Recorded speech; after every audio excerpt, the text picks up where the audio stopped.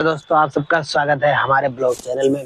दोस्तों आज हम आप लोगों को बताएंगे कि हमारे यहाँ की हरियाली और फसल के बारे में बताएंगे, क्योंकि मैं अक्सर आप लोगों को बताया करता हूँ कि हमारे यहाँ की ये देखिए, ये वो फसल है जिसे राई कहा जाता है, यानी सरसों का तेल इसी से बनता है और बहुत ही पेवर तेल इसका होता है और इसका तेल बहुत ही अच्छा होता है खाने के लिए। ये पत्ता गोभी है, इधर देखा भाई, ये पत्ता गोभी है और वो सब पालक है जिसके साग और सब्जियां बनाई जाती हैं। फसल का आखिरी वक्त चल रहा है।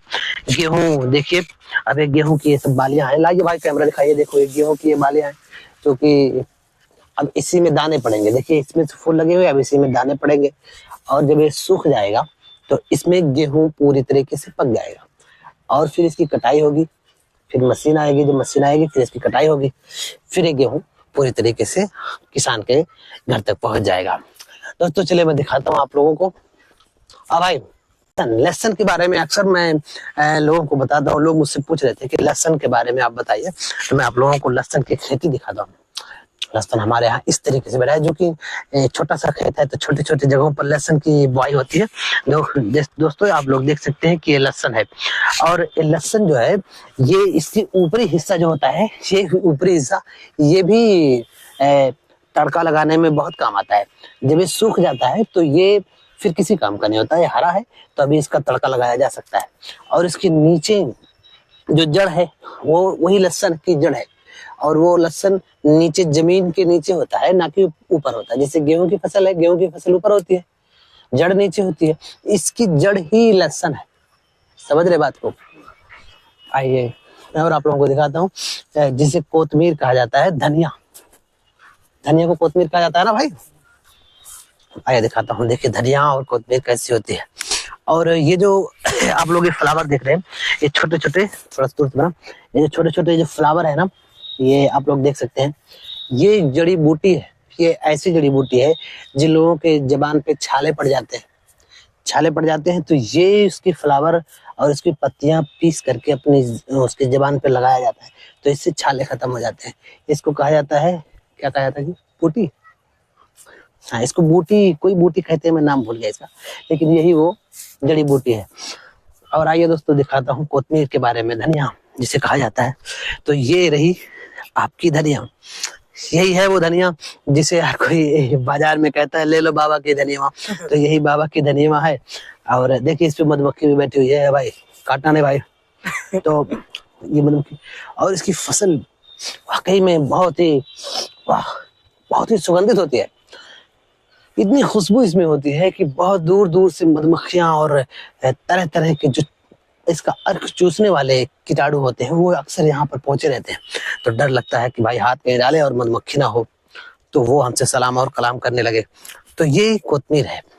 तो आइए मैं आप लोगों को दिखाता हूँ मटर, जिसे हम वटाना कहते हैं। तो मटर की फसल कैसी होती है, क्योंकि मिक्स करके बोया गया है। तो देखिए दोस्तों, ये जो पौधा है, ये वाला, ये मटर का पौधा है, बहुत ही खूबसूरत है। इसके फ्लावर देखिए कितने खूबसूरत है। और ये छोटे छोटे अभी इसमें मटर के दाने वाला लगना शुरू हो गए हैं। जो मटर की छीमी होती है इसमें मटर दाने होते हैं, तो ये लगना शुरू हुआ है। अभी ये बहुत ही खूबसूरत फ्लावर है। इसी तरीके से रंग बिरंगे भी फ्लावर होते हैं। और ये जो कि खेत है, और हमारे यहाँ की सबसे अच्छी मस्जिद है। मस्जिद को दिखाइए भाई, देखिए ये मस्जिद है। हाँ जो ये मस्जिद है, जामा मस्जिद है, जो हमारे गांव में सबसे बड़ी मस्जिद है। अक्सर लोग यहाँ जुमा की नमाज पढ़ने के लिए बहुत दूर दूर से लोग यहाँ आते हैं। हाँ, और हम लोगों का देख रहे हैं ये मदरसा है, मदरसा जो बहुत ही बड़ा मदरसा है। यहाँ पे बहुत दूर दूर से बच्चे पढ़ने के लिए आते हैं। दाखिला वाला मदरसा है, क्योंकि यहाँ पर ये लेडीज मदरसा है। चलो, ये सिर्फ यहाँ पर लड़कियां ही पढ़ने आ सकती हैं और दाखिला पढ़ती हैं। और हर साल तकरीबन 200-250, यहाँ तक कि इस साल 450 लोगों की दस्तार बंदी हुई है ना। हाँ, 450 लोगों की दस्तार बंदी हुई, 450 लड़कियां हाफिज कुरान हुई। दोस्तों माशाअल्लाह लिखिएगा जरूर कमेंट बॉक्स में। मैं आप लोगों को दिखाऊं, ये हमारे यहाँ का सागवान का पेड़ है।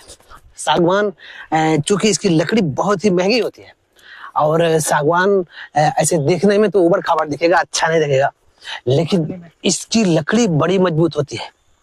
इसकी लकड़ी की आप जब भी कोई चीज बनवाएंगे, सागवान का पेड़ है और सागवान के पेड़ में, तो ये हम लोग बहुत छोटे छोटे थे, बच्चे थे, एकदम बेबी थे, जब छोटे छोटे थे तभी ये पेड़ को लगाया गया था। यहाँ पर हमारे यहाँ के एक डॉक्टर हैं बंगाली के, ये उन्हीं का है, ये सब कुछ उन्हीं का है बंगाली, जो कि वो अब इस दुनिया में नहीं रहे, उनका स्वर्गवास हो गया। लोगों को बताता चलूंगा। अब मस्जिद के पास हम लोग पहुंच चुके हैं, जो कि अब हम लोग अब घर की तरफ जा रहे हैं। दोस्तों मैं आप लोगों को बताऊं कि मैं अभी अपने खेत की तरफ आया हूँ। ये हमारा खेत है और ये इस तरफ हमारा गांव है और इस तरफ पड़ोस गांव है, यानी इसको सिसवा कहते हैं, सिसवा गांव, क्योंकि ये बहुत ही अच्छे लोगों का गांव है। भाई सभी अपने गांव की तारीफ करते हैं, मैं भी कर रहा हूँ। तो मैं भी अपने खेत की तरफ आया था, खेत की रखवाली करने के लिए। तो मेरे साथी ने कहा कि खेतों के बारे में, फसलों के बारे में हमारे ऑडियंस को बताया जाए, तो मैं वही बता रहा हूँ। दोस्तों देखो, ये जो फसल है, ये जो इसकी देखिए छीमी मोटी मोटी, वहां पर चलिए बता रहा हूँ। ये भी एक, ये जो फसल है इसको भी राई कहा जाता है। देखिए इसमें क्वालिटी अलग अलग होती है। देखिए इसकी क्वालिटी देखिए, लाइए भाई कैमरा लाओ नजदीक, देखिए इसकी क्वालिटी देखिए और इसकी क्वालिटी देखिए, देखो दोनों में फर्क नजर आ रहा है। लेकिन ये जो है ये ब्लैक वाली राई है और ये पीली वाली राई है। इसमें पीलापन होता है, इसमें ब्लैक होता है। दोनों का तेल वाकई में बहुत शुद्ध होता है। अब इतना आप मानिएगा कि राई के तेल के टक्कर का कोई दूसरा तेल नहीं होता। इस तेल में शुगर नहीं होता, इस तेल में कोई भी बीमारी नहीं होती।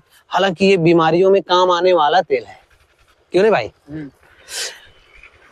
तो दोस्तों आप लोगों को अगर हमारा ब्लॉग अच्छा लगा हो, हमारा चैनल अच्छा लगा हो, हमने जो भी जानकारी आपको दी हो अगर अच्छी लगी हो, तो हमारे चैनल को सब्सक्राइब करिएगा। अगर मेरी जानकारी आप लोगों को पसंद आई हो, जो कि मैं फसलों के बारे में आप लोगों को बताया, जो भी मेरे से हो सका मैंने आपको बताया, तो आप लोग हमारे चैनल को सब्सक्राइब कीजिएगा और शेयर कीजिएगा। हाँ, लाइक करना, कमेंट करना ना भूलिएगा।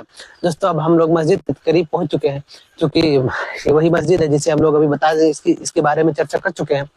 ये जामा मस्जिद है और हमारे गांव की सबसे बड़ी मस्जिद है। ये जुमा मस्जिद है, इसमें लोग बहुत दूर दूर से जुमा पढ़ने के लिए आते हैं। बस ठीक है ना? ठीक है, तो कुछ बोलिए।